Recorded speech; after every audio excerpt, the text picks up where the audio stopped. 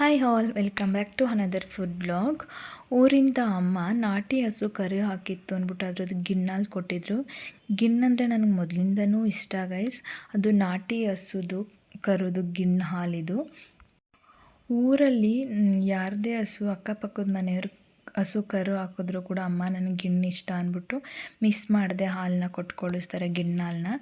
ಅದಕ್ಕೆ ಒಂದು ಅಚ್ಚು 2 ಟೈಮ್ಸ್ದು ಇದು 2 ಡೇಸ್ದು ಗಿಣ್ಣಾಲು ಒಂದು ಅಚ್ಚು ಬೆಲ್ಲ ಹಾಕಿ ಸ್ಟೋರ್ ಮಾಡಿ ಇಟ್ಟಿರ್ತಾರೆ ಗೈಸ್, ಹುಳಿ ಬರಬಾರ್ದು ಅಂತ. ಅದು ಈ ಥರ ಇತ್ತು. ಅದನ್ನೊಂದು ಪಾತ್ರೆಗೆ ಸುರ್ಕೊಂಡು ಅದನ್ನೆಲ್ಲ ನೀಟಾಗಿ ಸುರ್ಕೊಂಡು ನೀಟಾಗಿ ಕಾಯಕ್ಕೆ ಇಡಬೇಕಾಗುತ್ತೆ ಗೈಸ್. ಅದನ್ನು ಈ ಥರ ಈಸಿಯಾಗಿ ಸಿಂಪಲ್ಲಾಗಿ ಕ್ವಿಕ್ಕಾಗಿ ನಾವು ನೋಡ್ಕೊಂಡು ಮಾಡ್ಕೊಳ್ಳೋದು ಹೇಗೆ ಅಂತ ನೋಡ್ಕೊಳ್ಳಿ ಗೈಸ್. ಈ ಥರ ನೀಟಾಗಿದು 2 ಲೀಟರ್ ಹಾಲಿದೆ. ಇದನ್ನು ಚೆನ್ನಾಗಿ ಕುದಿಸ್ಬೇಕಾಗುತ್ತೆ, ನೀಟಾಗಿ ಕಾಯಿಸ್ಬೇಕಾಗುತ್ತೆ ಗೈಸ್. 1.5 ಲೀಟರ್ 1 ಲೀಟರ್ ಆಗಬೇಕು, ಅಲ್ಲಿವರೆಗೂ ಚೆನ್ನಾಗಿ ಕಾಯಿಸ್ತಾ ಇದ್ದೀನಿ ನಾನು ಸ್ಟವ್ ಮೇಲೆ ಇಟ್ಬಿಟ್ಟು. ಏನು ಗೊತ್ತಾ ಗೈಸ್, ನಾಟಿ ಹಸು ಸಾಕೋರ ಸಂಖ್ಯೆನೇ ಕಡಿಮೆ ಆಗಿದೆ. ಅದರಲ್ಲೂ ನಾಟಿ ಹಸುದು ಹಾಲು ಸಿಗಬೇಕು ಅಂದರೆ ನಿಜ ಪುಣ್ಯ ಮಾಡಿರಬೇಕು ಅಂತಲೇ ಹೇಳ್ತೀನಿ ನನ್ನ ಪ್ರಕಾರ ಗೈಸ್.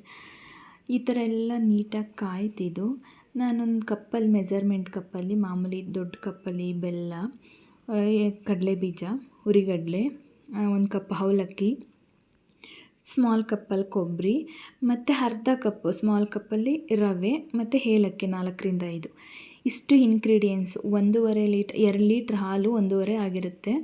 ಅದಕ್ಕೆ ನನಗೇನು ಮೆಜರ್ಮೆಂಟ್ ತೋರಿಸಿದ್ದೀನೋ ಅಷ್ಟು ಮೆಜರ್ಮೆಂಟಲ್ಲಿ ಇಂಗ್ರೀಡಿಯೆಂಟ್ಸ್ ತೊಗೊಂಡು ಅದನ್ನೆಲ್ಲ ಹುರ್ಕೊಬೇಕಾಗುತ್ತೆ. ಕಡಲೆ ಬೀಜ ನೀಟಾಗಿ ಹುರ್ಕೊಂಡು ಸಿಪ್ಪೆ ತೆಕ್ಕೊಂಡಿದ್ದೀನಿ, ಹುರ್ಗಡ್ಲೆ ಕೂಡ ಹುರ್ಕೊತಾ ಇದ್ದೀನಿ, ಅವಲಕ್ಕಿ ಕೂಡ ಹುರ್ಕೊತಿದ್ದೀನಿ ಗೈಸ್. ಮಿಸ್ ಮಾಡ್ದಂಗೆ ಅವಲಕ್ಕಿ ಕೂಡ ಹುರ್ಕೊಂಡು ಒಂದು ಬಟ್ಲಿಗೆ ಹಾಕ್ಕೊಂಡು ನೆನೆಸಿ ಗೈಸ್.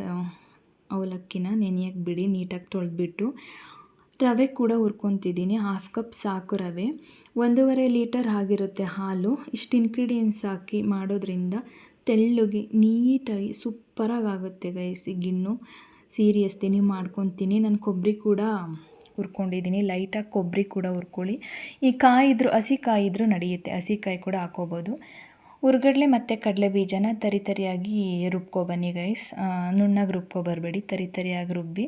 ನೆಕ್ಸ್ಟ್ ಇಲ್ಲಿ ಕಾಯ್ತಿರೋ ಹಾಲಿಗೆ ನಾನೇನು ಒಂದು ಕಪ್ಪು ಅಷ್ಟು ಬೌಲಷ್ಟು ತೊಗೊಂಡಿದ್ನಲ್ಲ ಬೆಲ್ಲ, ಮೊದಲಿಗೆ ಅಮ್ಮ ಒಂದು ಅಚ್ಚೋಷ್ಟು ಹಾಕಿಟ್ಟಿದ್ರು. ಇದನ್ನು ಕೂಡ ಹಾಕಿ ನಾನೊಂದು ಬೌಲಷ್ಟು ನೀಟಾಗಿ ಒಂದೊಳ್ಳೆ ಮಿಕ್ಸ್ ಕೊಟ್ಕೊತಿದ್ದೀನಿ ಗೈಸ್. ಎಲ್ಲ ಕರಗಿಸಿ ಕುದಿಸ್ತಾ ಇದ್ದೀನಿ.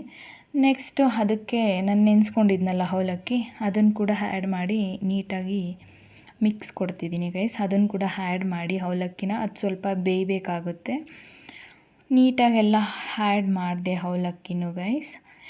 ಗಿಣ್ಣಾಲು ತುಂಬ ಒಳ್ಳೆಯದು, ತುಂಬ ಪ್ರೋಟೀನ್ ಇರುತ್ತೆ ಇದರಲ್ಲಿ. ರೇರಾಗಿ ಒಂದು ಸಲ ಅಪರೂಪಕ್ಕೆ ಮಾಡ್ಕೊಂಡು ತಿನ್ನೋದ್ರಿಂದ ಏನೂ ಆಗೋಲ್ಲ. ಕೆಲವ್ರು ಶೀತ ಅಂತಾರೆ, ಬಟ್ ಏನೂ ಆಗೋಲ್ಲ ಗೈಸ್. ನೆಕ್ಸ್ಟ್ ನಾನು ಹುರ್ಕೊಂಡಿದ್ನೆಲ್ಲ ಕಡಲೆ ಬೀಜ, ಹುರ್ಗಡ್ಲೆ, ಆ ಪುಡಿನ ಕೂಡ ಹಾಕಿ ಮಿಕ್ಸ್ ಮಾಡ್ತಿದ್ದೀನಿ. ಚೆನ್ನಾಗಿ ಮಿಕ್ಸ್ ಮಾಡಿ ಗೈಸ್.